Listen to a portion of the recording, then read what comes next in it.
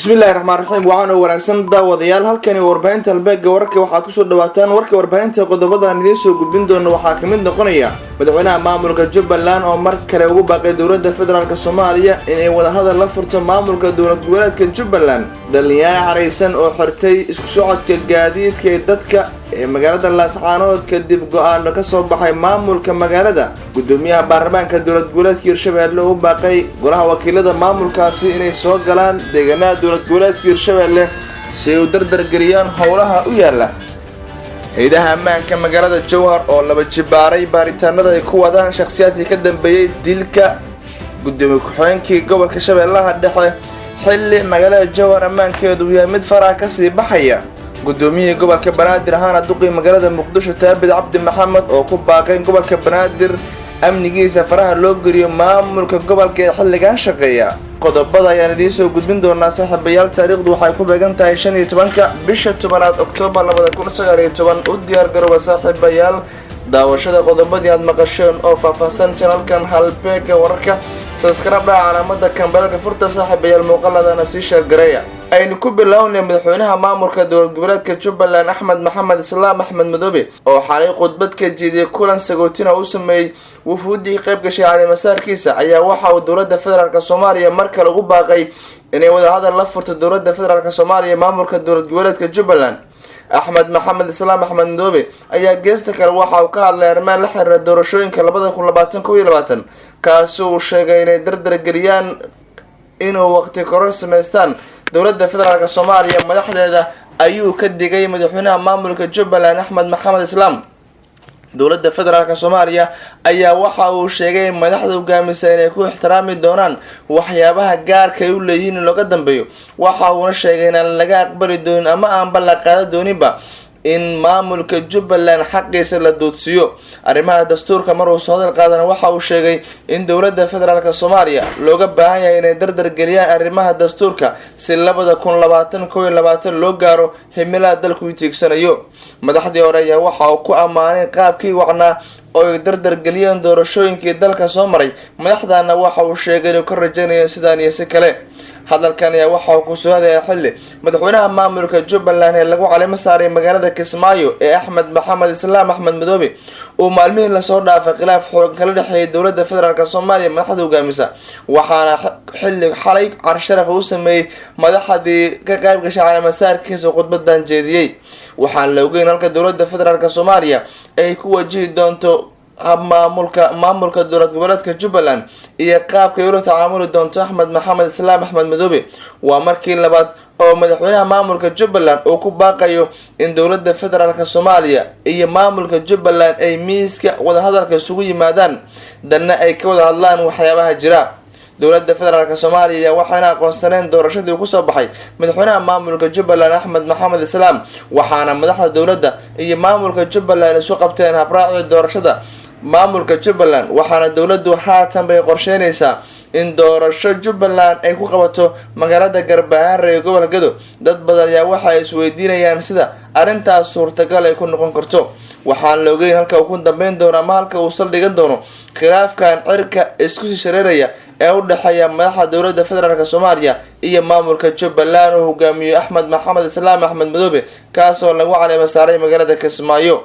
markana gobolka Sool magaalada Laascaanood ee gobolka Sool dhalinyarada waxa ay sameeyeen dibadbax ka dhan ay maamulka magaaladaasi waxayna xireen dhammaan isku socodkii gaadiidka dadweynaha xilli amar uu ka soo baxay gudoonka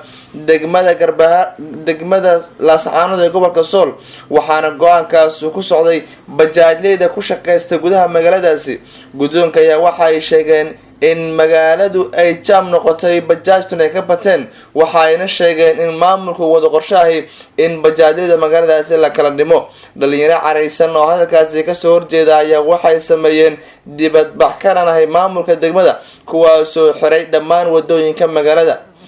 Laascaanood ayaa waxaa la sheegayaa in ay ka shaqeeyaan bajaajtii ugu badneed abid waxaana maamulku sheegay in dhibaato weyn ay ku hayaan isku socodka gaadiidka dadweynaha waxa uu sheegay in maamulku ay kala dhimi doonaan arinta ayaa waxay ka careysiisay dhalinyarada waxay la sheegayaa inay isku dayeen inay xoog ku galaan xarunta dowladda hoose uu ku shaqeeyo maamulka magaalada Garbahaar magaalada Laascaanood ee gobolka Sool. ilaa hadda ma jiro maamulka gobolka wax warar ka soo baxaya ku aadan arrintan. dhalinyaradan ayaa waxay sheegeen inay ku tiirsan tahay nolosha bajaajtani qoysas fara badan. haddii la joojiyo shaqadooda waxay sheegeen dhibaato badan ay wajihi doonaan qoysas fara badan oo haatan beesha bajaajtan maanta lagu soo rogo aamiirta karanka ah in lagu dhex wadan karo ama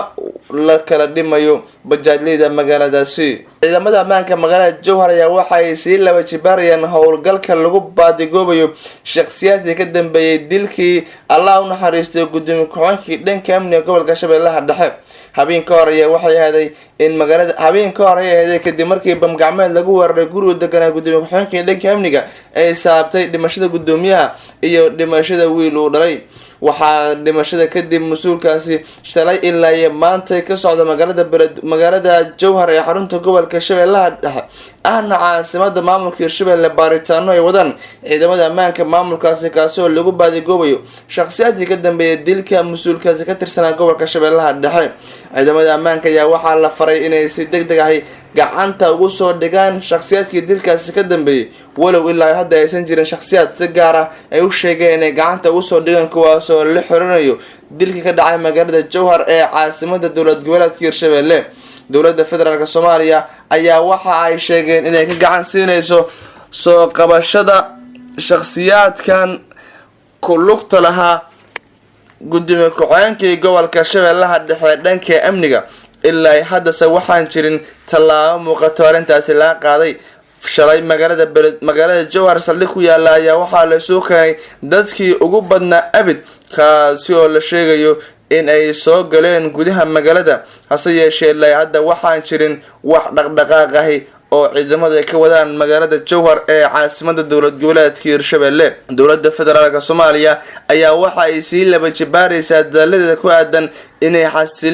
xasiliso ammaanka magaalada Jowhar. Jowharna maalmihii la soo dhaafay waxay mid ammaankeedu faraha ka sii baxay waxaana ku soo badanayay dilalka loo geysanayo mas'uuliyiinta ka tirsan gobolka iyo kuwa maamulka dowlad goboleedka Hirshabelle. madaxweyne Maxamed Cabdi Waare oo shalay ka tacsiinayay Allah u naxariistay geeridii ku timid gudoomiye ku-xigeenkii dhanka amniga gobolka Shabeellaha Dhexe ayaa waxa uu sheegay in laamaha ammaanka dowladda federaalka iyo kuwa maamulka dowlad goboleedka Hirshabelle ay sii laba jibaaraan si loogu soo qaban lahaa shakhsiyaadkaasi gacantana loogu soo dhigi lahaa. gudoomiye hore gobolka Banaadir ahna duqii magaalada Muqdisho Taabid Cabdi Maxamed ayaa waxa uu ka hadlay arrimaha la xiriira dhanka ammaanka gobolka Banaadir. gudoomiyaha gobolka Banaadir ahna duqii magaalada Muqdisho Taabid Cabdi Maxamed ayaa waxa uu sheegay in ammaanka gobolka Banaadir loo baahan yahay gacanta loo geliyo maamulka haatan shaqeeya si wax loo qabto amni darrada ka jirta gudaha magaalada Muqdisho. amniga magaalada ayaa waxa uu sheegay in maalmihii la soo dhaafaha mid faraha ka sii baxay loona baahan yahay in shacabka magaalada gaar ahaan kan maamulka haatan shaqeeya amniga magaalada looga dambeeyo si amnigu magaalada uu soo hagaago. waxaa maalmihii la soo dhaafay socday qorshaha in amniga magaalada lagu wareejiyo Cumar Finish waxaana soo taraya talooyinka khubaro ku qaxal dheer dhanka amniga kuwaas oo sheegaya in guddoonka gobolka looga dambeeyo sugidda ammaanka magaalada si xasilooni magaalada loogu soo dabaalo. gudoomiye hore gobolka Banaadir ahna duqii magaalada Muqdisho Taabid Cabdi Maxamed oo warbaahinta la hadlaya waxa uu sheegay in ammaanka magaalada haatan uu muuqdo mid faraha ka sii baxaya haddii aan wax laga qaban. waxa uu sheegay in amnigu magaalada uu noqon doono kii ugu xuma abid waqtigani. magaalada Muqdisho ee caasimada Soomaaliya ayaa maalmihii la soo dhaafay waxaa ka dhacay falal amniga liddi ku ah waxaana falalkaasi dhacayaan xilli wadooyinka magaaladu ay yihiin kuwa kala xiran oo isku socodka shacabka ay gaadiidku yihiin kuwa kala xiran. dowladda federaalka Soomaaliya ayaa waxay marba sheegtaa inay la imaan doonto istiraatiijiyad cad ee lagu sugayo amniga magaalada walow aan jirin ilaa hadda tallaabo dowladda federaalka Soomaaliya arrintaas ay ka qaaday. magaalada Muqdisho ayaa waxaa ku nool shacab fara badan waxaana ay wajahayaan dhibaato la xiriirta wadooyinka xirnaashooda waxaana u sii dheer dilal mararka qaar shacabka iyo madaxda dowladda qaarkood loo geysto gudaha magaalada Muqdisho. gudoomiyaha baarlamaanka dowlad goboleedka Hirshabelle Sheekh Cismaan Barre ayaa waxa ugu baaqay xildhibaanada maamulka dowlad goboleedka Hirshabelle inay si degdeg ah u soo galaan gudaha magaalada Jowhar si loo dardargeliyo howlaha maamulkaasi. xilli maalmihii la soo dhaafay jiray khilaaf xooggan oo ka dhex taagnaa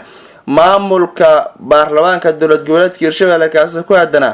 xilliga uu furmayo kalfadhiga golaha. hase yeeshee ilaa hadda waxaan jirin waqti si rasmi ah loo cayimay in kalfadhiga uu furmi doono marka laga reebo in gudoomiyaha baarlamaanka maamulka Hirshabelle uu yeeray golaha wakiilada dowlad goboleedka Hirshabelle kuwa ugu baaqay inay si degdeg ah u soo galaan gudaha magaalada Jowhar ee gobolka Shabeellaha Dhexe caasimad maamulka Hirshabelle si loo dardar geliyo arrimaha la xiriira furitaanka kalfadhiga mudanayaasha dowlad goboleedka Hirshabelle. kol hore ayaa xildhibaanada maamulkaasi waxaa lagu eedeeyay shaqo la'aan waxaana la sheegayaa inay soo joogaan magaalada Muqdisho xilli howlihii maamulku ay dayacan yihiin. waxaa jira golo wasiiro oo ka tirsan xukuumadda Maxamed Cabdi Waare kuwaas oo xildhibaano waxaana la sheegayaa xildhibaanada iyo wasiirada inaysan ku sugnayn gudaha magaalada Jowhar. howlihii loo idmaday ayaa la sheegay inay la yaceen.